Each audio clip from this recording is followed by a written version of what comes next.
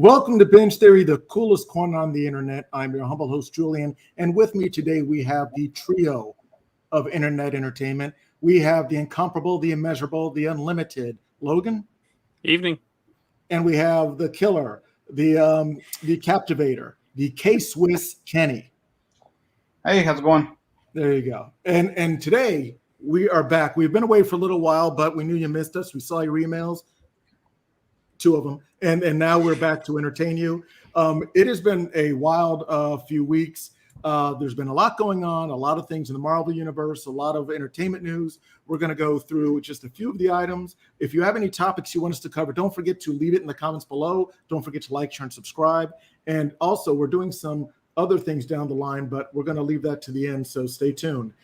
Gentlemen, right off the top, there was a trailer that dropped just a little while ago, a couple of days ago, for Spider-Man No Way Home. Have you both seen it?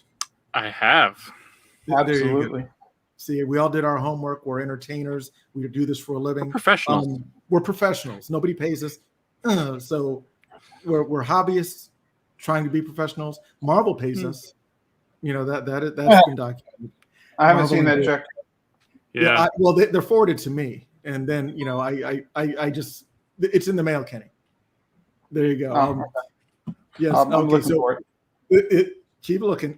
Here we go. So everybody, yes, we have all seen the Spider-Man No Way Home teaser trailer. Now, obviously, for copyright issues, we can't show the trailer with you because Sony will, claim the video and the lawyers will contact us. You know how it is. Either way, dogs and cats living together, mass hysteria. Mass hysteria. Exactly. Is it true? Is what he's saying true? Yes, it's true. This man has no sponsor. I twisted. I had to twist. It's good. No, it's good. Right along. PG here. Okay, so now, gentlemen, first of all, what did you think of the trailer? Let's go with Kenny first. What was your first impact on the Spider-Man No Way Home?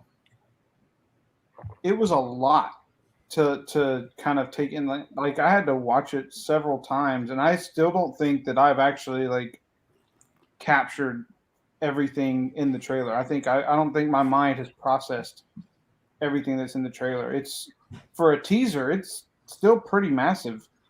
And, it's a full trailer for a teaser. Yeah, I was going to say, I'm used to teasers being 60 seconds or less, and this was a 3-minute trailer, and there's just a lot. It's just so much, information.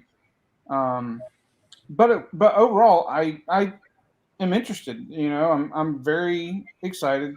I love Spider-Man in general, and I think Tom Holland's been a great Spider-Man so far. So I've been excited for every movie that he has that they put out. So again, for me, that they've got me excited for it. Excellent, which is what a trailer's supposed to do. Good point. Logan, what were your takeaways? Well, I am decidedly the counterpoint here. I love it. I love Tom Holland. I love Benedict Cumberbatch. I love the universe. I love a lot of what they've done. And while I've never been disappointed or concerned or unhappy with a trailer before, I've definitely never been disappointed in a movie they've done yet. So it's not like I'm not going to go watch it. I mean, if we're being honest here, the money's still coming, Sony. Don't worry about it. But I'm very apprehensive about the direction they're taking this. And I think it suffers, or from the way the trailer's presented, it looks like it suffers from, and I don't mean to say this disparagingly because I love Stephen Amell, but a little bit of Arrow syndrome. In that a lot of the plot lines that would go on later in the seasons of Arrow were just rehashing of the same character flaw that he could never get over. And I think that's what I saw here. I saw there was a scene in the trailer where I guess it was Benedict Wong's character was going off on a trip or something and tells Doctor Strange not to do something. He winks at Peter Parker and then says, "No, of course I won't do it."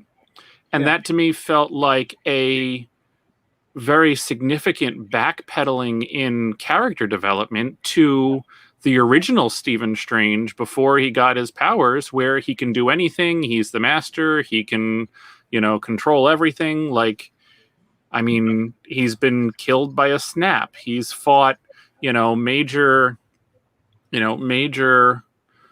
aliens or creatures. I don't know what you want to call Dormammu, who just literally killed him for eternity until he finally talked his way out of it. I mean, I feel like there should be some character growth. What's that? I said he essentially forced Dormammu to rage quit. Pretty much, yeah. Which is fantastic. Right. And who would have thought on paper that would work? For that movie, that worked perfectly. I actually agree with your stance on the backpedaling of the character development, because if we go back to Infinity War and his and Tony's interactions, right? Like, he was very no, I'm not going to do this. I'm not just going to give. He showed the growth. Yeah. And so now he's just, from what we can tell in the trailer, exactly. Okay, Spider-Man, Peter Parker's come to him and has begged, and he just willy-nilly okay, yeah, let's change the fabric of the universe here. Let's make it like nobody knows who you are. Yeah. And it's that so with that point, I actually agree with you on. But I'm still excited because in my mind, I'm thinking that there's context that we don't know yet.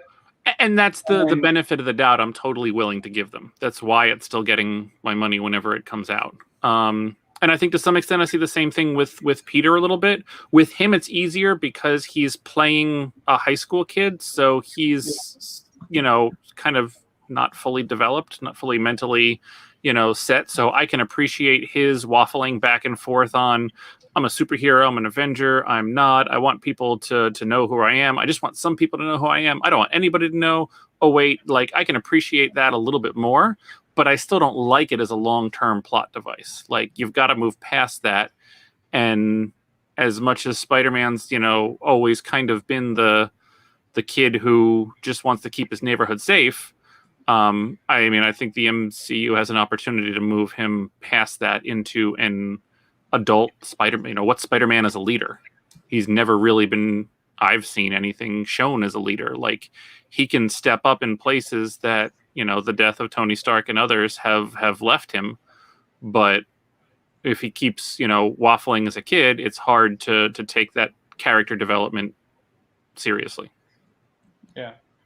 So those are my problems with it. Of course, it's beautiful and it's a spectacle and it's going to be great, and I'm going to see it, and we'll see how it turns out. But this trailer in particular was the first one I was like, I don't know. Let me throw my 2 cents in. I do think it was a lot of eye candy. But if you think about it, they didn't show a ton. They were showing a lot of small clips. I will comment on what you're saying. I'm kind of I'm what you call gray Jedi. I'm of the two worlds. I'm excited to see it, but I do see the flaws in the character development, the overall story arc, and personal growth. There is a little bit of rumor going on in the internet or discussion that Doctor Strange, because he kind of latched into this dogmatic view of his teachings, that's why he was I will let everybody here die if the stone is in jeopardy, the time stone is in jeopardy. I will drop you like a bad habit. And they're saying that his changing is because he lost Tony Stark, and there was a lot of tragedy that kind of went along with him following what he thought was the right path. So maybe now he's a little more loosey-goosey with the rules. Again, that's not my theory. It's just one that's been out there. I always like to throw it out there for devil's advocacy. And don't get me wrong. I'll take my worst thing was his horrible wig. That was the worst wig I've ever seen in a Marvel film. Well, next to Thor's, blonde eyebrows in the first Thor movie. But what about what were your takes on the little things like the Sanctum Sanctorum being filled with basically snow, and so like in this scene, and he like kind of just starts a fire, but he can't get rid of the snow. Yeah, he's got like a parka on under his cloak. He's in like a hoodie. I think he's also wearing Uggs. I think so. Uggs, mom jeans, and a what's that, like a Harvard sweatshirt with a hoodie. So yeah, I think they're kind of leaning into that. Maybe he did a spell and everything froze, and instead of just undoing it, he's like, oh, we better throw some wood in the fire. And of course, and that's some really bad looking snow too. I mean, that's like the mall Santa type snow. But that is one of the things I will say is their practical effects look pretty meh. Because it's high res, and I'm looking at this. His wig looks like a helmet, and this snow just looks bad. Is he wearing a wig for that? I thought that was just his hair. Oh, come on. No, that's like Ben Affleck hair. That's horrible hair. And I should know. That's horrible hair. So I think some of this is that it's still in post production. So I think they're still probably getting the effects completely done. Because this was rushed, wasn't it? I think so. Yeah. That was the rumor I was hearing. But it was leaked, so they rushed it out. Yes. Now, there's also something else that the internet's been going all crazy about.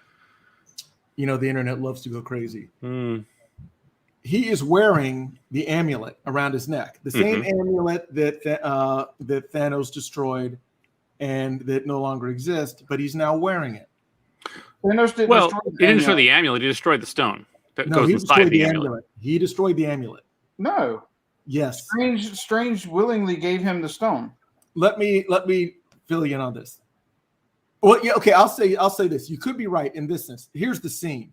When he grabbed Strange and he ripped the amulet off of his chest and crushed it, and he said it's a fake. So either the amulet altogether was a fake, or the stone was never in the amulet. But he did take the amulet. He did take the amulet. Yeah, maybe, but that was never clearly established. I'm just saying that's a woulda, coulda. So if that is the case, if the entire amulet was a fake and he had like a stashed away amulet, that's fine. But but Thanos broke the amulet and then he had the stone separately. So what good's the amulet without the stone? How many interdimensional beings know that Thanos did all that? I mean, I might continue to still wear it just as a bluff. Or as other powers that help as well. I look at it as when they restored when they put the stones back in, like when Steve at the end of Endgame, when Captain America goes and takes all the stones back, I'm like, I don't see the amulet being destroyed. Okay. Well, hopefully that'll be explained, because that's something that the internet was crazy about. And you are right. There was the end of Endgame when Steve Rogers went back and supposedly returned all the stones in the timeline, so it wouldn't have. But I think all that takes place after Strange gave up the time stone. We will have that established. And what are they? Because Kenny, you and I can have a gentleman's bet I think it's sloppy writing. You're thinking that it's a more elaborate I script. think people tend to think way too hard about these things. No. Yes. No. Come on. No. Right? It is how simple is it that okay, in Infinity War, when Thanos grabs the amulet, crushes it, he's like, okay, it's a fake, Yes. right? I mean, that was Tuesday's amulet, not Friday's, and clearly it's a Friday in that scene. But Oh, yes. the amulet, he can do whatever he wants. It doesn't always have to be around his neck. That's just where he wears it, right? It could have been. It could have been like to me, like I think it's making way too much. Like it's like reading way too much into it, and the fact that he came back in Endgame, right? Actually, we need to go back and look at Endgame. Yeah. Did he have it then? Okay. Yeah. See now, Kenny. Now you're treating this like there's a Bruder film. Okay. Yeah. Back and to the left. Back and to the left. See, no, and you're right. We are putting way too much, emphasis on this because that's what we do. We overanalyze everything. So, but I that is going to be an interesting little, I guess, discussion on, was he basically wearing a corner store amulet, like a fake one where I kept the real one hidden, or was it a time switch, or does it not matter? So. But I like the whole premise of it. Let's talk about villains. Let us talk about all the villains. Well, first of all, when I saw this, it blew me out of the. Well, there's two things. First of all, there's the. Tell me what this is. And give me just 30 seconds here. I got to cue it up. Here we go. Tell me what your thoughts are when you saw this. Oh, come on now. That I was thinking it had to be Willem Dafoe because Disney would never let Sony bring back what's his slimy name? James Franco? James Franco, yeah. Yeah. So it has to be Willem Dafoe. And nobody cares about James Franco being the good one. And everybody was pretty sure that is Willem Dafoe's laugh in that scene. Yeah. Yeah, and I'm here for it. I love Willem Dafoe. Man. Oh, in anything, fantastic actor. And yeah, it's not like they would be struggling to get him. I mean, he's a great actor, but he's not, on a yacht somewhere saying, I don't get out of bed for 20 million, for less than 20 million. I don't think that's his mentality either towards acting. I think he just likes to do good things. Yeah. Well, but he did it the first time. He's going to do it this time. When I saw the bomb, the pumpkin bomb, essentially, or pumpkin grenade, I was like, yes, and I was like, please bring back Willem Dafoe, and yeah, I kept waiting to see him, but it never happened. I was like, I really hope that's his laugh. I'm bring it on. Now, who's the next one? I love Willem Dafoe. I've been a fan of Willem Dafoe, and I'm going to give you a little cinematic memory lane here. Logan, what's the first Willem Dafoe film you've ever seen?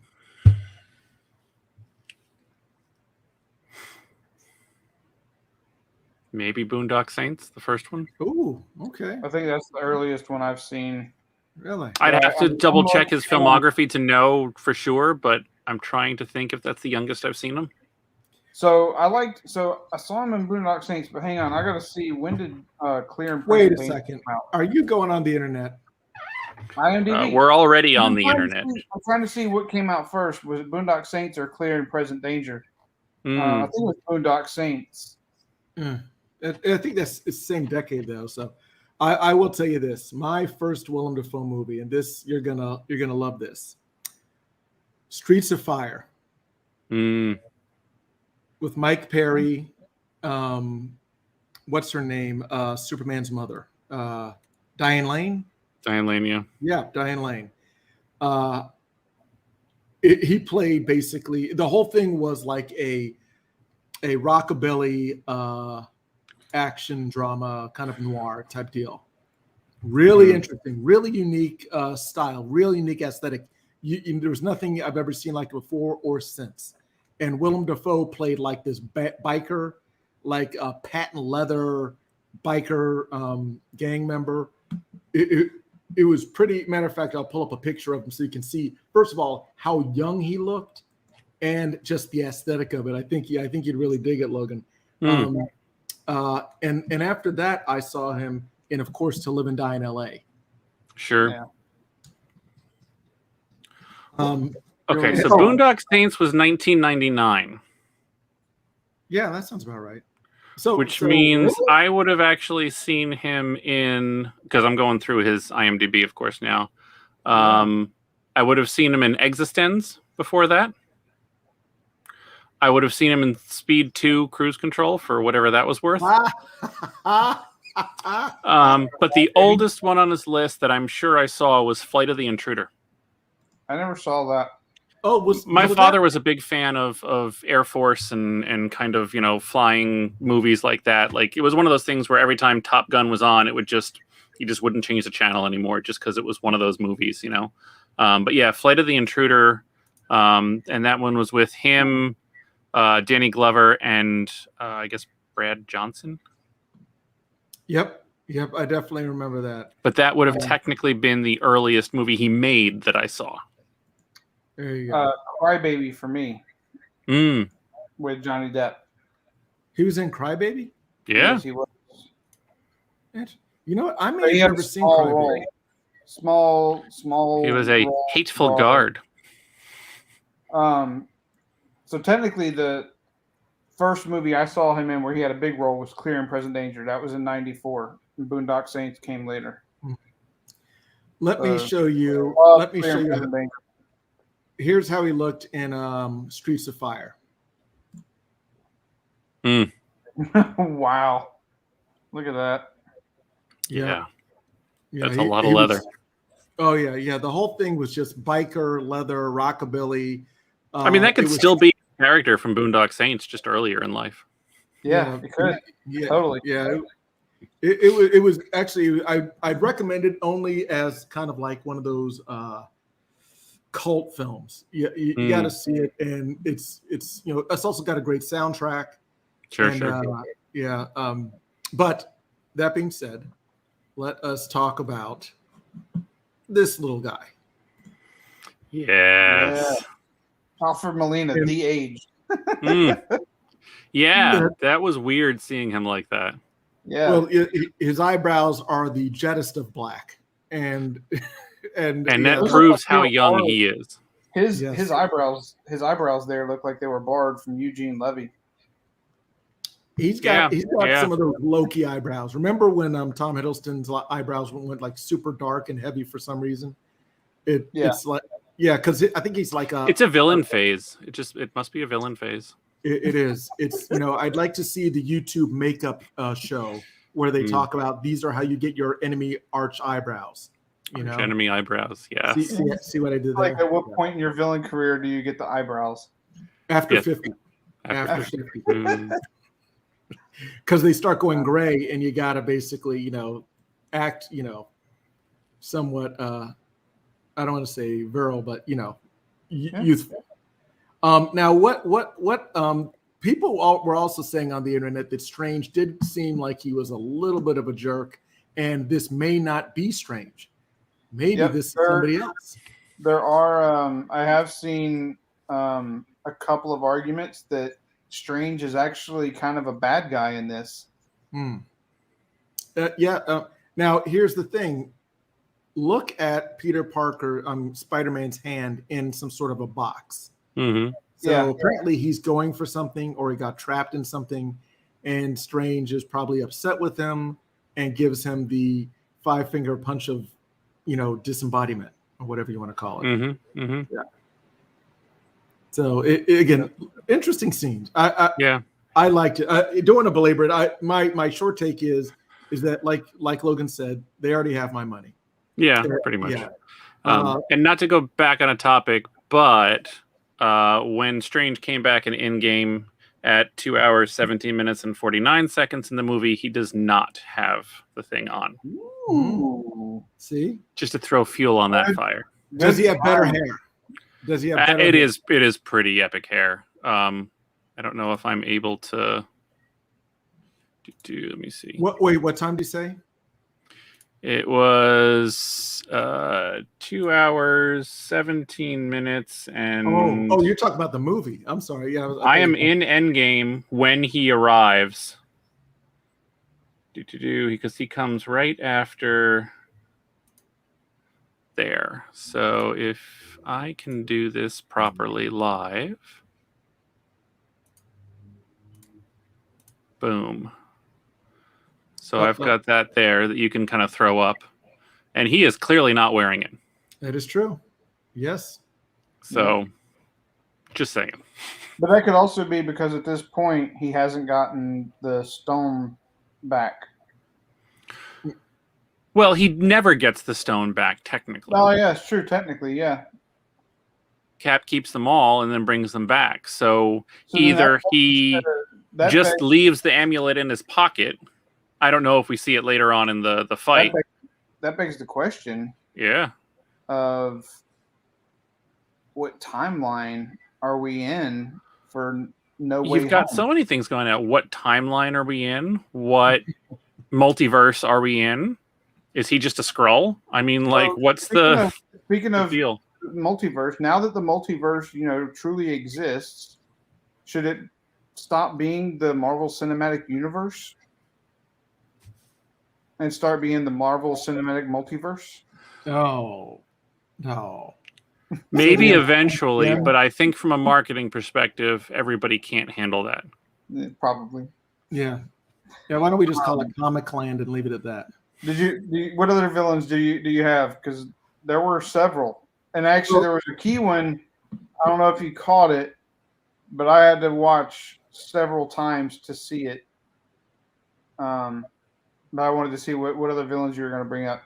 Well, they're saying that there's also Sandman. So there is a I don't remember where it's at in the trailer, but I do remember seeing it. There is a shot of Sandman, and there's actually a shot of Electro at the same, and basically it looks like Electro is attacking Spider-Man, and Sandman is actually protecting Spider-Man. Huh. So I don't think that's been verified that you can say that he's protecting him. I think no, it's speculation. Yeah. Right. So does that mean Jamie Foxx is back too? Oh yeah, I heard he was going to be back. Yes, okay. Jamie Foxx is in his role as Electro. I don't know. I still don't know if I've seen the Garfield ones actually. What was the guy's name? That did Sandman. All I remember is he was from Wings. Wait, in the indie film Sideways. He was Lowell on Wings. Yeah, and he was in the indie film Sideways with Paul Giamatti. Name?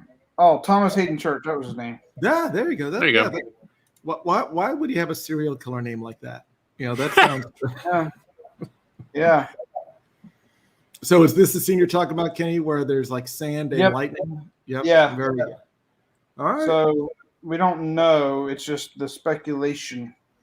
Now, if anybody out there remembers, I did a trailer reaction when this first came out, and I was listing that if this isn't the as Kenny has coined it, the MCM, the Marvel Cinematic Multiverse, what is to prevent them from bringing in Venom and bringing back Buzzard or Vulture? I mean, not Buzzard. Buzzard.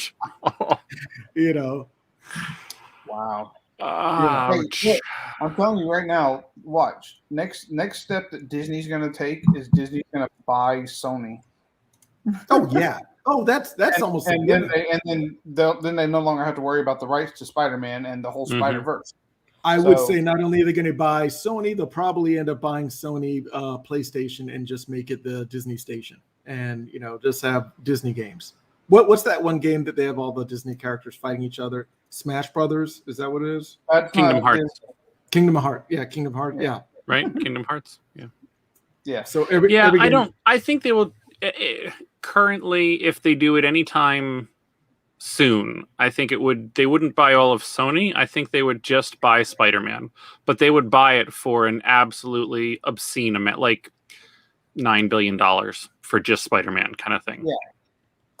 they could make I that also in a think year. Sony, I think if they just tried to buy the rights to Spider-Man back, Sony would probably tell them to go screw themselves. Well, Right. rumor has it the last time they Because talked again- about it was a $4 to $5 billion price tag. Yeah.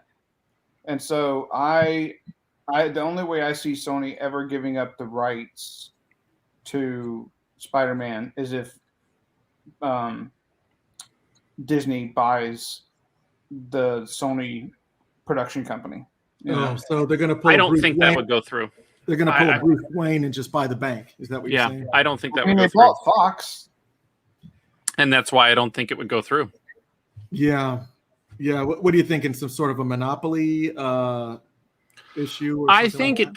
Look, the only way it could happen, and I think this would probably engender too much bad will for Disney to deal with, is if they were to partner with Amazon or Apple and co-buy Sony, or Disney finances Apple's purchase of Sony in exchange for getting Spider-Man in the deal. Yeah, all right. That Logan. kind of a thing, I think, has some potential for possibility, because then the actual you're not losing an entire, basic, one of the other large players in the area. It's like, nobody's going to buy Universal, but if Universal are in a worse place than that, I could see Disney financing or helping somebody else buy it in exchange for the rights back to Hulk. But I think they blew their one chance on, and rightfully so, on buying Fox to get Fantastic Four and all the rest of them back.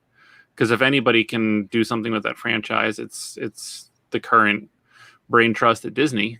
But I don't think they have the non-monopoly, risk to buy anything else outright. Yeah. That's an excellent point, Logan. Yeah, I never even thought of that, kind of going in the back door to get it as opposed to. Yeah. Now, guys, we got a lot of stuff and a short time to do it in. So Should kick off with something like this, man. Like we we'll could come talk back. about Hey. this forever. Trust me, I think this will be coming up again and again. So we'll just talk. There may be a few more trailers before this comes out. Exactly. This. And speaking of last trailers, I'm throwing an audible in here, guys. Oh yeah. Shang-Chi.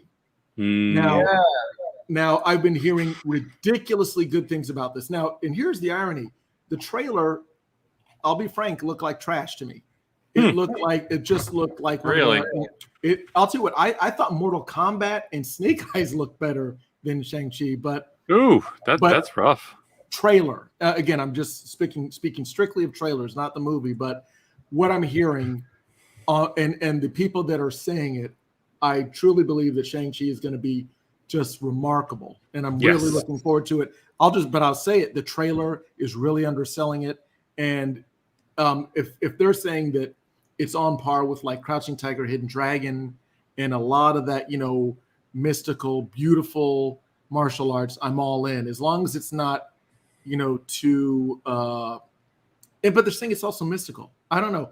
Kenny, what have you heard about Shang-Chi and your thoughts on it? No, actually, I, for once, have not been digging into any of the Shang-Chi stuff because I want to just take it. I've watched the trailers. That's it. Are you a fan of the comic series? I actually haven't read any of the Shang-Chi stuff in the comics, so I'm going in completely blind. So Gotcha. I want to see like how that works. And again, I mean, honestly, I don't know anything about. I mean, the storyline is it's pretty straightforward. It's the prodigal son returns, adventure, villain, Aquafina's comic relief. I get it, but they're just saying it's done in such a beautiful way, and they're also saying there's a lot of stuff that the trailer doesn't release. So I'm excited about that. And I do know that there is of what I do know of Shang-Chi, there is a lot of mystical stuff. So, and this is going to be the 10 rings, which was list. It was in Iron Man 3 when we had our Ben Kingsley. Oh. What a waste! I love Kingsley, man. What a waste, and what a poor. Yeah. Anyway. Let's dedicate 2 minutes to this, because Ben Kingsley, arguably one of the best actors of his generation, such a range. If you've seen Sexy Beast and Gandhi, and The House of Sand and Fog, you know that this guy can do it all. And even the Mandarin, when he was doing those really creepy trailer spots harassing the president, that was I loved it. I loved the portrayal of a well, and again, not that terrorism is good, terrorism is bad, okay, but he played a very good terrorist. Yeah, it reminded me of his role in Lucky Number 11. Yes, where he was the kind of the Jewish like mob boss. Yes, he plays a good heavy. Yeah, and it gave me the same vibes, and I was like, man, I love him. I love Ben. He's awesome. Yeah, and again, because when I was a kid, they played Gandhi in school, for history class, and I swore, I thought he was, Asian. I did not know that he was, British until I saw him at the Oscars, and then when I saw, and then I hadn't heard from him a while, but I saw him in The House of Sand and Fog, where he played, I believe Afghani Iranian. I think he was an Iranian colonel who came to America. Really dark story. Dark story. Maybe we should do a watch along or a deep dive on that, you guys. 'Cause it was him and what's her name? The brunette from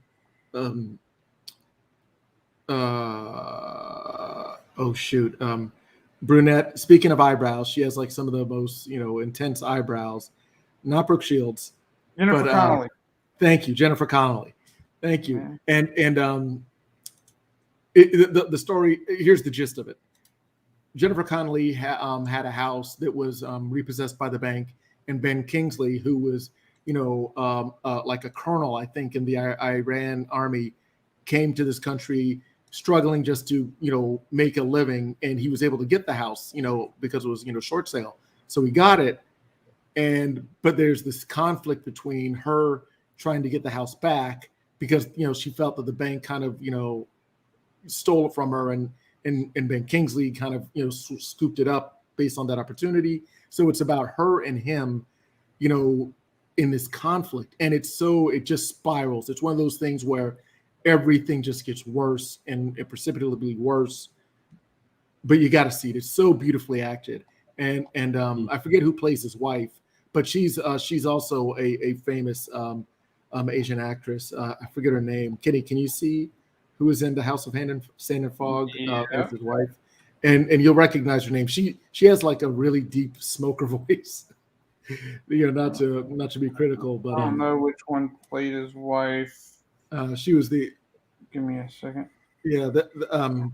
But anyway, so he was good, and of course, Sexy Beast. He was in Sexy Beast. And also, what's the guy's name that was in? I'm gonna do a double audible. I'm reversing the reverse. I'm not even gonna try to pronounce her name though. Yes. I found her. Yes. Can you up a little higher? Up a little higher? Oh, she's in up. Oh, that's the name. Yeah. That's her name, and that is. Oh, hang on. Yes. Yes. Oh, she's in that Amazon series. What is that one? The Yes. Yeah. it's the sci-fi one on Amazon by the two authors that Expanse. Yes. Oh, yeah. There you go. Yeah. Well, okay. I'm going to do this because we're stuck in Marvel mud right now. That's fine. We'll just stay. So, yeah. Okay. So I want to do this quick because I will be like, what was the horse in Atreides? No. Atreides horse. Hortense.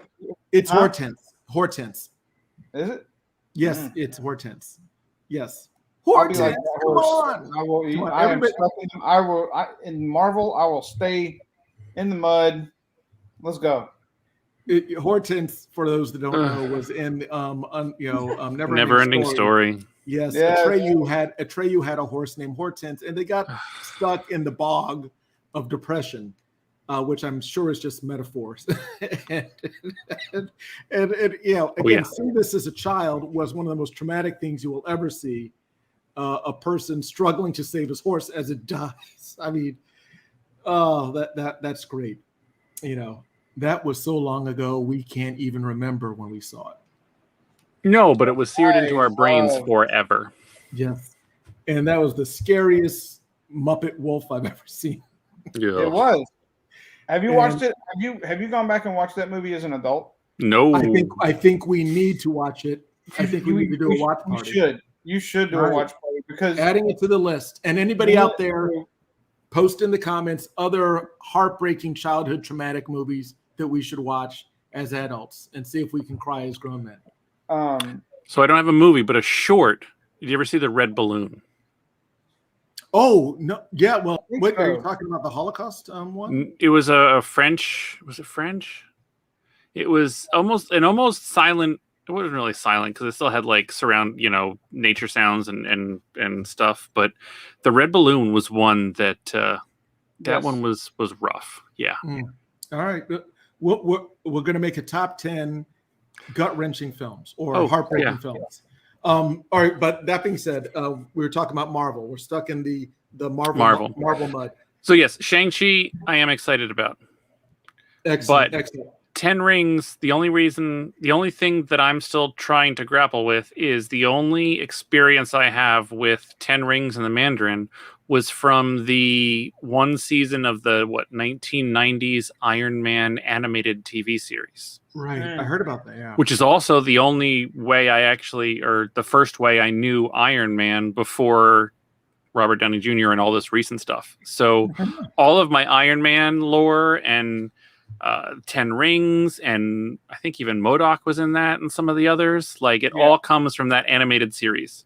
So just the fact that they're not rings on his finger is already like, I'm trying to figure out how these like bracelet-y things work because bracelets are circular, but they're bracelets, not rings. And I'm willing to take a chance on it because like you said, I've heard all the same things that it's, like first Captain America was a World War II movie, and the other movies were an espionage, and other they just really honed in more on the genre film and just added the Marvel elements into it.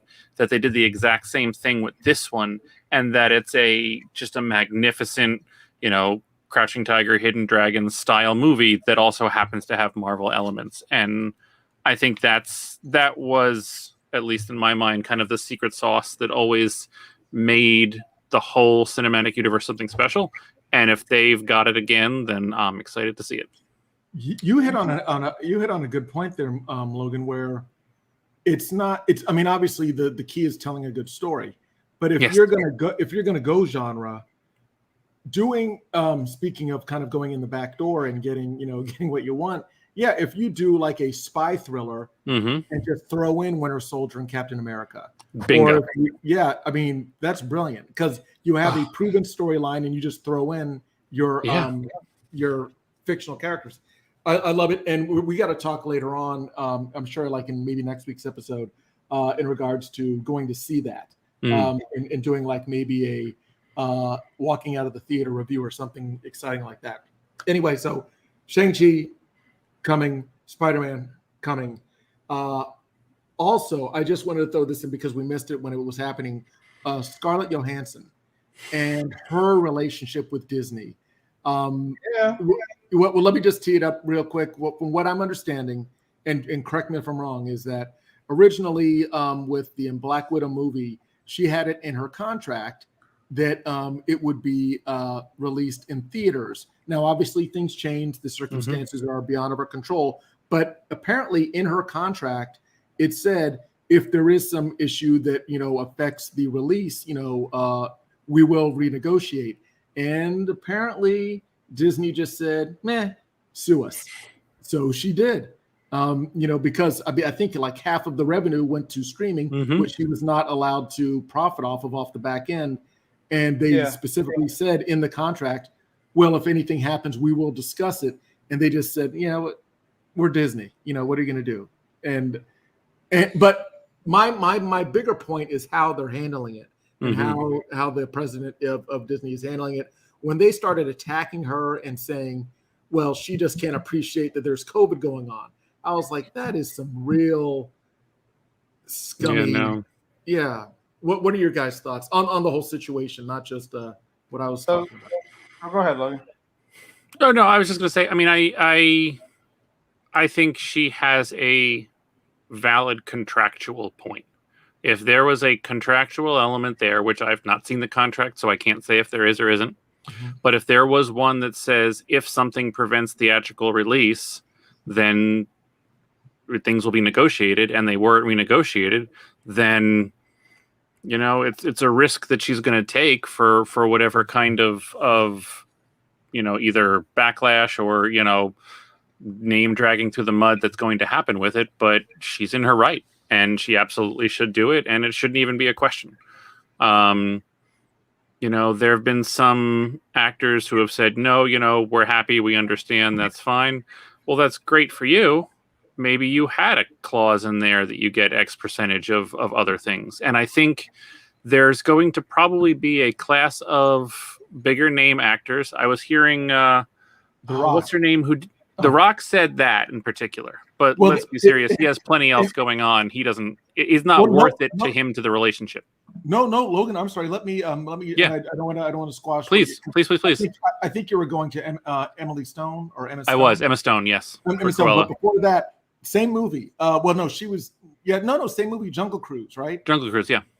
The Rock had the same kind of agreement as Scarlett Johansson, but because they split it, they let him renegotiate. So I think that's one of the differences. Is The Rock? They said, okay, well, we'll renegotiate.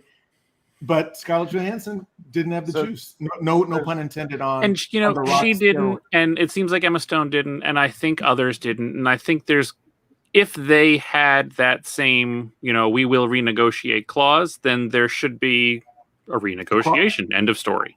Across the board. What that is depends on how good their negotiators are, and I'm certainly not going to prescribe any of that. But I think, if nothing else, this should be a clarion call to everybody else that there needs to be a clause in your contract where if, exclusive theatrical streaming or theatrical rights or first run rights are not there, then X percentage of streaming backgrounds, if in the first 90 days of release, if in the first whatever, like there needs to be a clause in there that they get a portion of that. And that's something the studios are going to have to square with and deal with. And, realistically, I don't think it should be a problem. Shang-Chi, I know, is actually only going straight to theaters. Mm-hmm. And there was some, what do you want to say?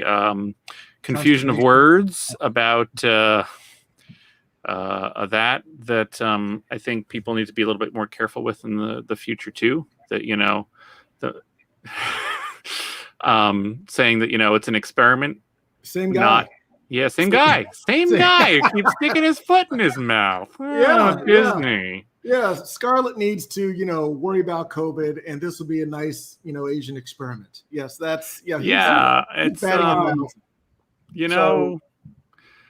sometimes you miss the days of the people who either never had to deal with anything so severe or were just trained better or knew better or something. But Yeah, there's definitely been a few happy-go-lucky Disney missteps there, I think.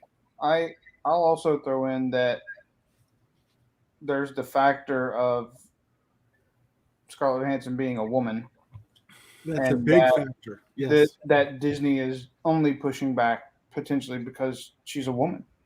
And I think that case And can be made if The Rock did have the same clause and did get absolutely. to renegotiate.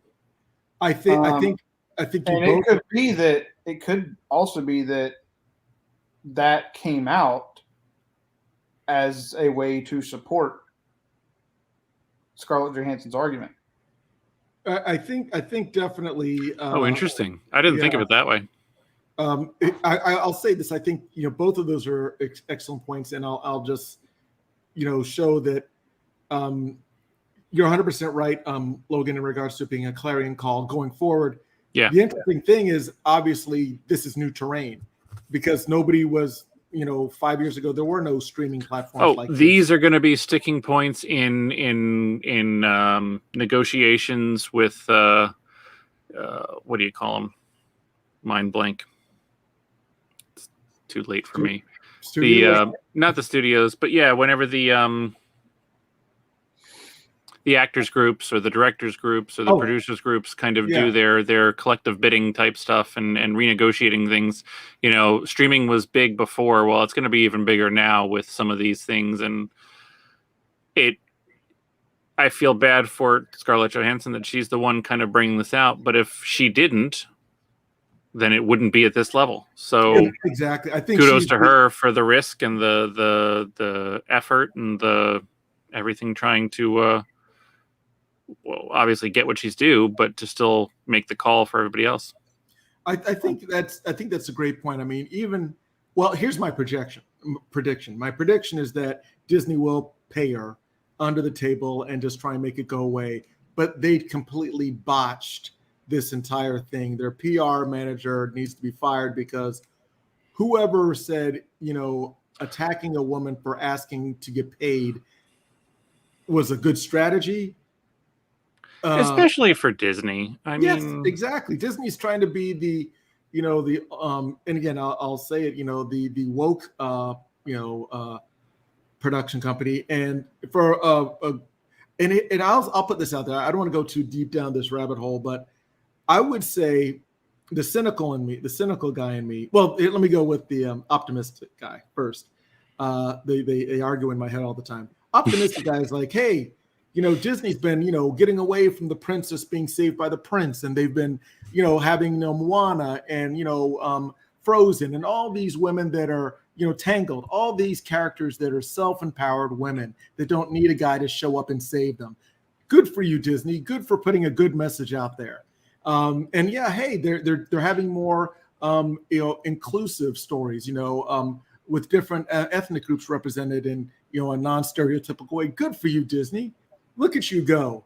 And then it's like, wow, they're just trying to increase their audience. They're just trying to, expand. They're trying to get all the money. It's not so much that they're trying to be the good company. They're just trying to be the profitable company. And when I see them, doing all these progressive steps for women in film, and they're literally trying to, steal money out of Scarlett Johansson's pocket, which is business. Don't get me wrong. Business is business. If they're saying, hey, we're trying to save a little extra money here, we're just not going to pay you. That I can get. That's business. That doesn't necessarily need to be personal. But when they start going after her publicly, that's when I'm like, that's so skeevy for a family-friendly organization to try and do. And these two things aren't the only things. There have been some authors actually recently who have brought up some lawsuits and issues and rights that when Disney acquired certain things, they were trying to say that the author's contracts didn't convey. Right. So you've got some of this stuff going on too. And look, I'm all for, business has to make money. But eventually, you're going to have there's a point where you have too many things piling up and you become too contradictory and you lose the goodwill you've engendered. You lose the image that you've tried to present. I mean, you think of anybody who has a good image now, and one issue, one sexual harassment case, one physical harassment case, one, everybody's one, sometimes not even legitimate case away from, that's it. Your image is basically broken. And Disney lately has been doing a number of those that for what? For $5 million, $10 million for an author who's going to get what, $10,000 on a continuing print run. I mean, in the grand scheme of things, like, I don't know. And again, I don't see the bottom line, but I just don't know how that kind of behavior is financially worth it. As we're discussing a woman issue, how would you like a woman's point of view? I'm trying to convince special guest to come over here and give her point of view, because she's texting me, giving me her point of view, and I'm like, why don't you just come over and give your point of view? So, yes. Julian, how about you help me try to convince? I don't know. I mean, three guys talking about a woman's point of view sounds right for this day and age. Yes, exactly. Let me. I kid. Yeah, that is a beautiful observation, Logan. Yes, let me tell you what women really need, and how they should be represented. Yeah, that happens. But she said I have to give her more notice next time. There you go. Well, okay, next week. There's your notice. So there you go. Julian said next week. There's your notice. Are you gonna put the kids down? Huh? You gonna take care of the kids? Sure. I couldn't hear because she's not talking. It's live. It's recorded for posterity. She asked me if I would take care of the kids next week, because she'll get on the and she'll hop on the podcast. There you go. Listen, my childhood taught me that you don't really need somebody to take care of you. Just get a nice little thing of NyQuil, go right off to sleep. That worked for me, and I'm sure it'll work, for the kids. I see Logan looking down like, you haven't gone down that road yet, Logan? Never gonna happen. You haven't done the NyQuil trick? Never gonna happen. Yeah, it's the nighttime sniffling, sneezing. Don't bother mommy and daddy. Yeah.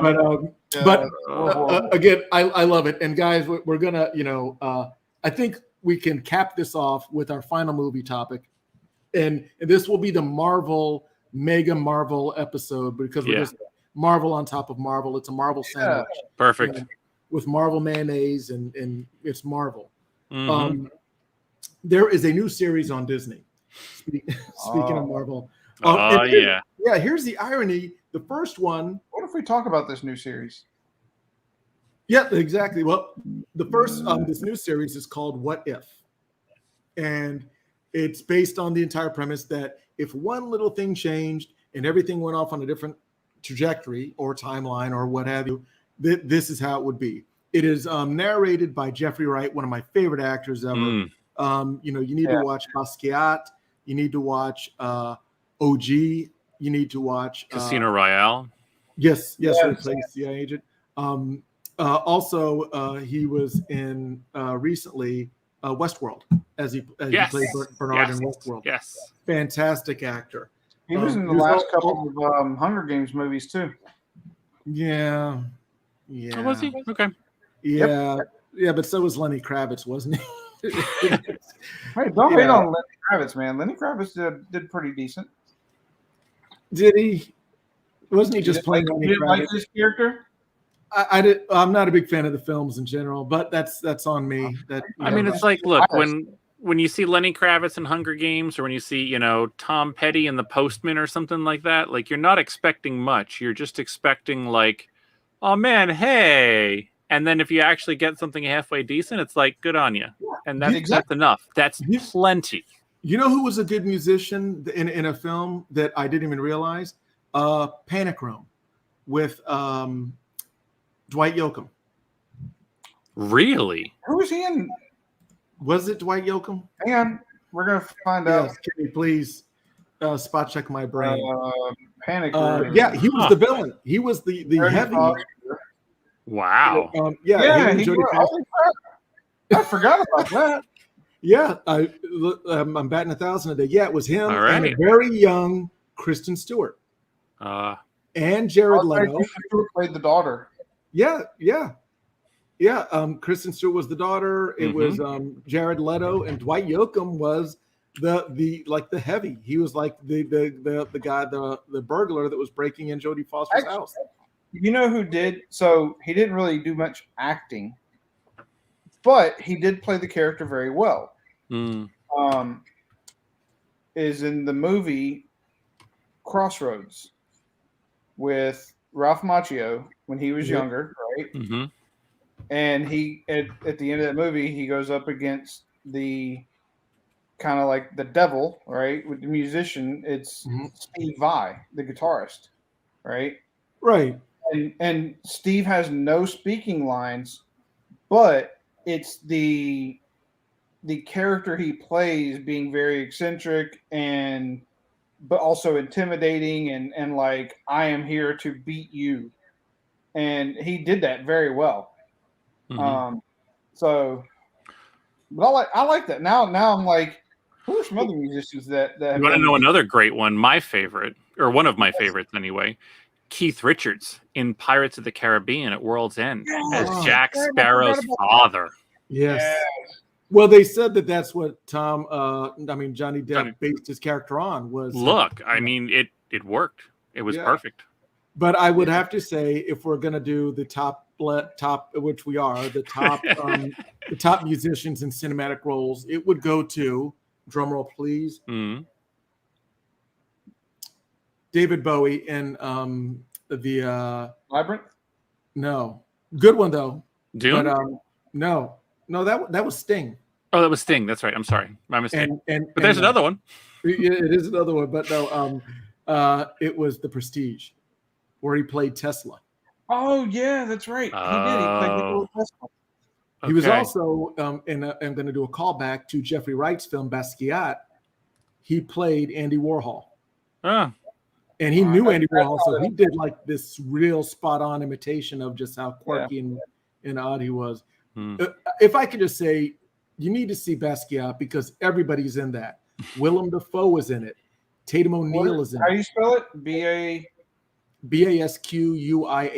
Jean-Michel Basquiat. Okay. He is a Haitian artist, born in New York. Dated Madonna.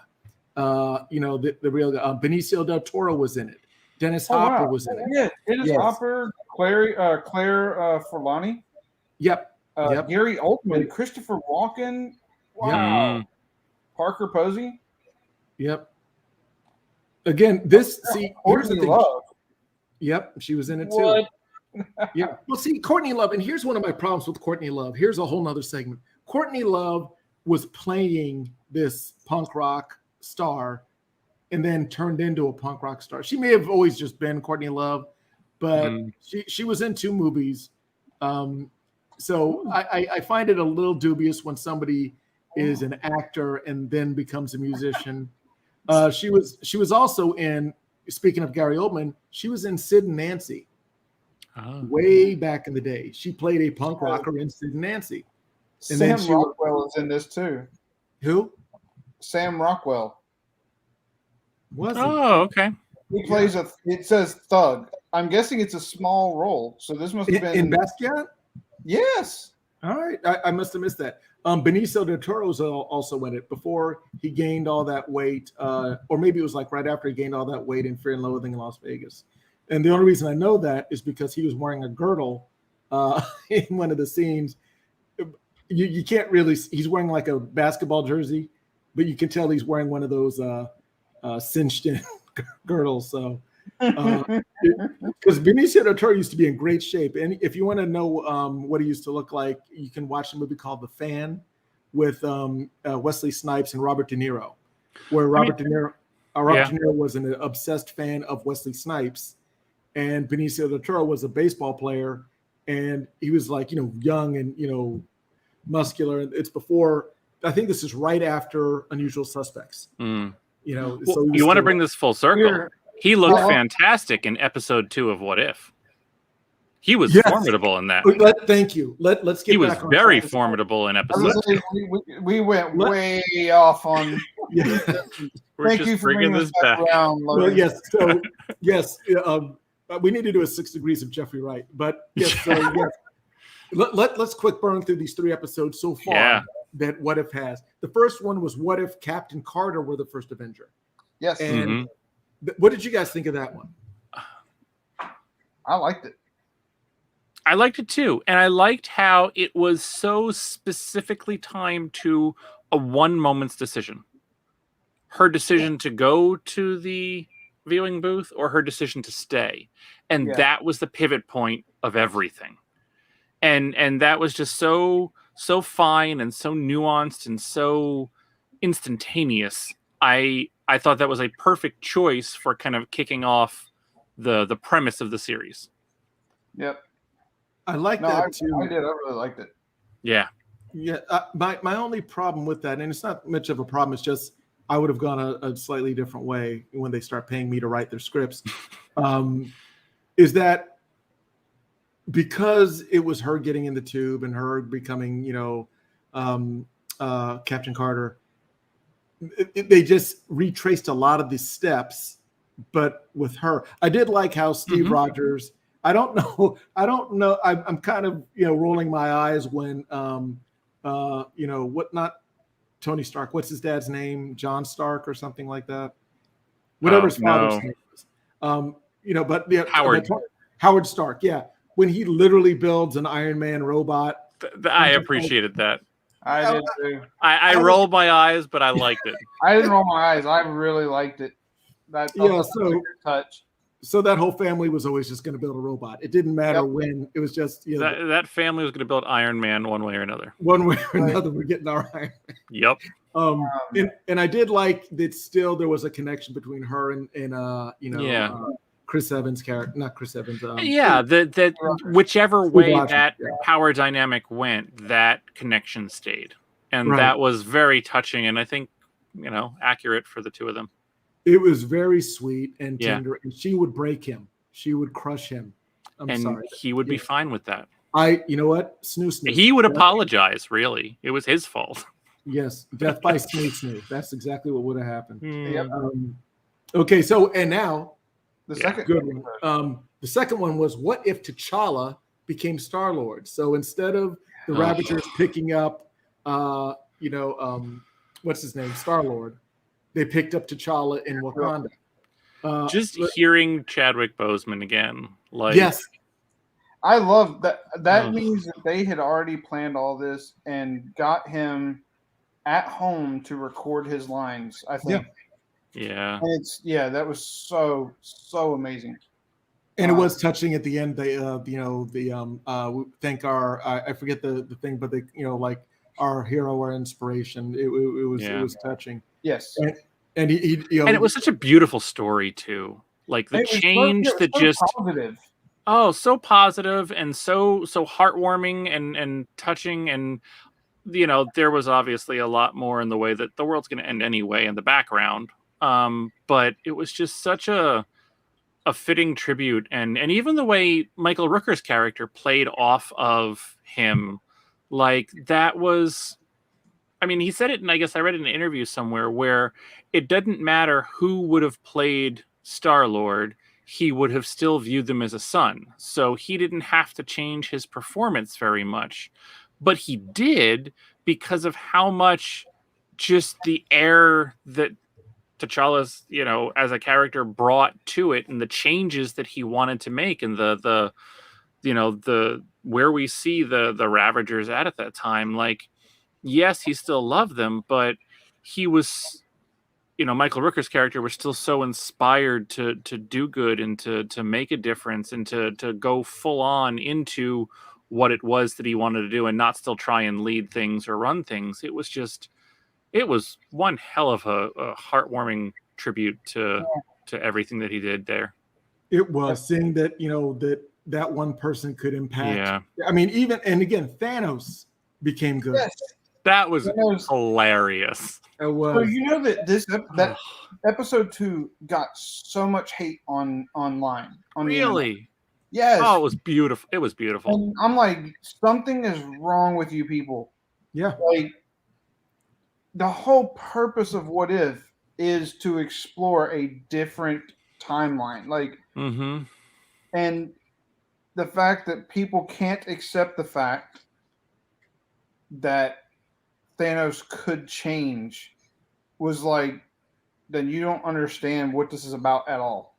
Well, and, Yeah. and honestly, And I loved it. and not to beat that point to death, but Thanos, you know how the old saying that every villain is a hero in their own story. Yep. Thanos was in his mind doing the right thing Mhm. because his whole little diatribe about fair and it and I don't want to go down this road, but how they made a Joker movie and you saw kind of what drove him to his views of society and how it was all a joke. Thanos kind of had a similar view about how the world's finite and it needs to be balanced, and I can erase half of society but fairly, not based out of prejudice or hatred, just a reset. And what's funny is even in this version, he still had that kind of a genocide mindset. Yep. Like, It became a drinking joke. It was exactly. It was great. Oh, It there was goes great. Thanos with his genocide again. The whole thing. What was even cooler though is Nebula, right? Yeah. Nebula Oh, wasn't yes. modified. Yeah. She didn't have to go through all that. She did have one eye. Yeah, a couple things here and there, but it wasn't like. Well, Yeah. Thanos didn't tear her apart. That's the difference. And I love her relationship with T'Challa, calling him Cha-Cha. Yeah. Yes. Yeah. And again, just to give you a quick I'll wait to the third one before I do a recap of all the cast that actually lent their voices to it. Let's quick touch on the third one. I haven't seen the third one. That was the hardest for me to get behind. This one, I'm sorry. We'll spoil it for you. It was interesting, and I hear you, Logan. Yeah. So I think, and I'd have to go back and see, but the whole crux of this one, I don't remember being mentioned if it was mentioned in the MCU. I've never heard that. Here's first of all, the title is called "What If the World Lost Its Mightiest Heroes," and the gist of it, Kenny, is going back to what was it? Iron Man 2. Yeah, starting at Iron Man 2. Yeah, where Nick Fury. Yeah, exactly. Yeah, they do like a quick recap of that, but it kind of kicks off when Nick Fury goes to the donut shop where Tony Stark is hung over when he's dealing with that rash, because he's dying of palladium poisoning. Yep. And here's where the whole thing goes sideways. And I'm sorry, spoiler alert, everybody. I apologize. Spoiler alert. Tune down your volume for the next 13 seconds. Earmuffs. Yes, earmuffs. You can say anything you want. Yeah. As long as it's the earmuffs. When Romanoff snuck up and inserted that needle to take the edge off of his sickness, remember when he was sitting at the diner table? He's like, "What'd you just inject me with?" That kills him. That's the whole thing. That's where it goes left. And then everybody, all the recruits for the Avengers die in these just very odd and mysterious ways. But very familiar. It's like when Thor goes in the rain to pick up his hammer, Hawkeye shoots him. Yes. Yes. That's and awesome. then Hawkeye died. It's interesting, and then the whole twist is like, and I want to go back and I want to see the first Ant-Man or something else, or there's got to be a phrase somewhere where Fury mentions Hope or that she worked for them, or Hope mentions that she worked for Shield, or that Hank Pym mentions that he just I don't know why you ever worked for them, and I feel like there's something like that somewhere. There has to be. But I didn't remember that. Hope Van Dyne? Yeah. Here and again, in the first Ant-Man movie, when Hank Pym is explaining to Scott right about Ant-Man, essentially, that his wife used to go on missions with him. Yeah. And so that's the link to them working for S.H.I.E.L.D. because that's who he was working with. Hank Pym was working with S.H.I.E.L.D. when he was Ant-Man. But Hope is his daughter, not his wife, right? I know. I thought Hope. Yeah, and that's what this is about, Kenny. And I'm sorry, I forget. I gotta spoil this for you, Kenny, just so we can have the conversation. At the end, all the deaths were done by Hank Pym. He basically murdered all of the Avengers. Out of everyone revenge, except Fury. Yeah, exactly. Out of revenge, because I did love that though. Janet's his wife's name. Yeah. Oh, there we go. Okay. Yeah. And Kenny, I'm sorry, you're gonna have to just jump to episode 4. I will. But you're good. But what had happened was so Hank Pym was he hated Avengers because Hope apparently went on a mission because Nick Fury kind of inspired her and she died. So Hank Pym goes all mental and says, "I'm just gonna kill all the Avengers." So he goes and he starts killing them. He was in the needle when Romanoff injected him in the neck, and he just killed him. And then when Hawkeye had his arrow trained on Thor, Ant-Man went in and just flicked his finger and made him let loose the arrow, and that's what literally hit Thor in the heart. So he forced Hawkeye to kill it. And then when Hawkeye was in prison, I think he just jumped in his ear and scrambled his brains. Yeah, pretty much. And then Widow found out about it because she was like doing some computer work out in Arizona or somewhere, hiding out. No, West Virginia, actually. I think she was out there. No, she was in Manassas. She was in Manassas. That's right. And all of a sudden, something creeps up behind her and starts kicking her butt. Yep.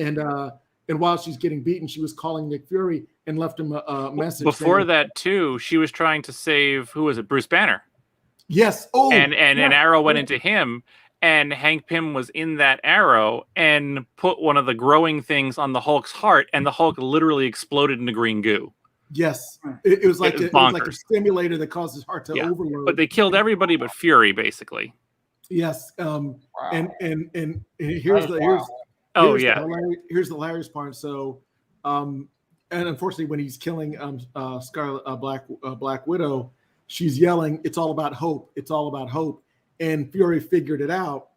And right at that moment, because Thor was killed, Loki shows up with the Asgardian army to take, revenge and basically say, but Loki's still Loki, so he's like, "I'm just going to take your planet, and you're all going to worship me." Because you are all made to. He goes into the same speech that he did the first time he showed up on Earth. He just did it to Fury from a place of actual semi-legitimacy. Yes, he was looking for a reason, and this was totally a reason. But here's what's hilarious. So Fury says, "Listen, Loki, we didn't kill Thor, but we know who did, and we need your help." And then it cuts to in the first couple of seconds. I didn't catch on, but then So what happens is. Nick goes to Hope's cemetery plot, and in the cemetery, and of course, Hank Pym is there, and he says, "You have a lot of nerve coming here." And then they have like a face off, but Nick Fury is like kicking his butt, and he's laughing at Hank Pym. He's like, "How are you that spry for a guy your age?" And and then it turns out it was Loki pretending to be Nick Fury. And it was done very well. It was very, very well. Very well. And again, here's one thing, and I mentioned this when I did the watch party episode of Thor 2. The Avengers. I'm sorry, when I did the watch party for the Avengers here on Binge Theory. And I was talking about how upset I was that they depowered Loki because, in the very first times when Loki is going hand-to-hand combat with Captain America, he's winning, and people don't seem to remember that he was beating up Captain America. So he had fighting skills, and in the Avengers, he was going toe to toe with Thor. The only time he really got manhandled was by Hulk. So Loki always had skills. So that's why I know they depowered, I guess, everybody at the TVA. But when we were watching the Loki series and he was getting slapped around and pushed, I was a little, put off by that. And also just the other ones, it seemed like they never really tapped into his fighting ability and the fact that he was, on par in a lesser extent with Thor, strength-wise, and Mhm. But okay, so that's that. Those are the 3 episodes. The 4th one coming up. They don't have the name of it yet, but Yeah. it comes out on the 1st. So, but it does look like a Doctor Strange based episode. Okay. That could be good. And I hear it's like a dark Doctor Strange. Mm. Yeah, like it's like, what if Doctor Strange is evil? That's again, that I heard that. I don't know that for a fact. But the voice casts though have been it's everybody. It is. I'm It's looking just at it right now. everybody. It's out of this world. Everybody that they could get to reprise their roles, they have. Yep. Exactly. I mean, Jeremy Renner, again, what's he doing? He's doing the Hawkeye series with Haley Steinfeld. Yeah. Yep. Yeah. But that's kind of her show, isn't it? Isn't she like? It's a handoff show, I think. So he's got to be in it at some point. Yeah. But yeah, you're right. You're right. It might be taking like 12 episodes for him to hand off the reins. Yeah. But I'm looking at the cast. Logan, so we had Jeffrey Wright, of course, is the Watcher, which is basically the Crypt Keeper, or Rod Sterling, or the narrator. Chadwick Boseman, R.I.P. Samuel Jackson, Haley Atwell is Peggy Carter, so she reprised her role. Jeremy Renner as Hawkeye. Dominic Cooper as Howard Stark. Howard Stark. Yeah. And Ruffalo, I recognized Ruffalo's voice the second he showed up. I was like, that they got Ruffalo. So he did Bruce Banner. Benicio del Toro came back as a collector. His voice didn't really stand out. I thought it was just a character actor, but apparently that was him. Tom Hiddleston. I didn't really get that either. That they didn't get ScarJo though. What's that? They didn't get Scarlet. Nope. No. Or Captain Marvel. Yeah, or they didn't get Chris Evans either. Or Drax. Yeah, exactly. So they got who they could get. They got some, but not everybody.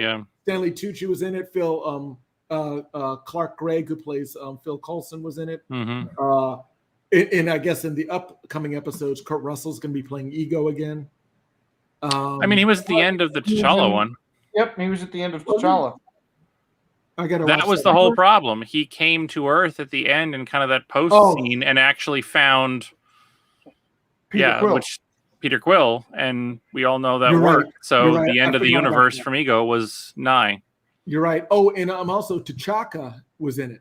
He did the voice of T'Challa's father. Yep. And Jimon Hunsu, and I'm slaughtering his name, the guy that was I almost didn't recognize him. The way he played so fanboy in that episode, it was hilarious. Yes, exactly. And Karen Gillan was Nebula again. Yes, yes, she was.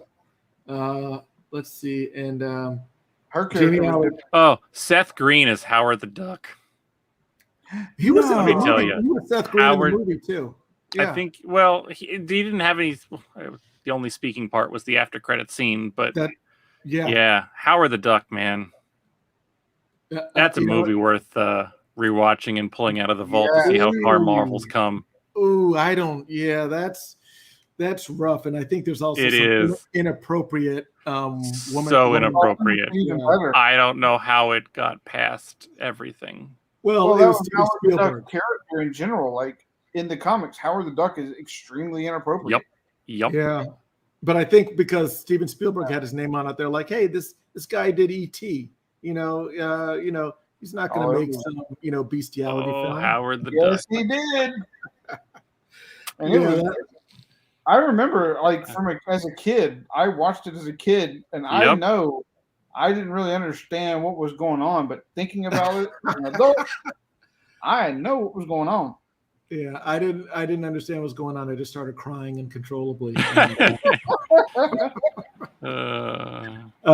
But anyway, so yes, the episode 4 will come out on the 1st.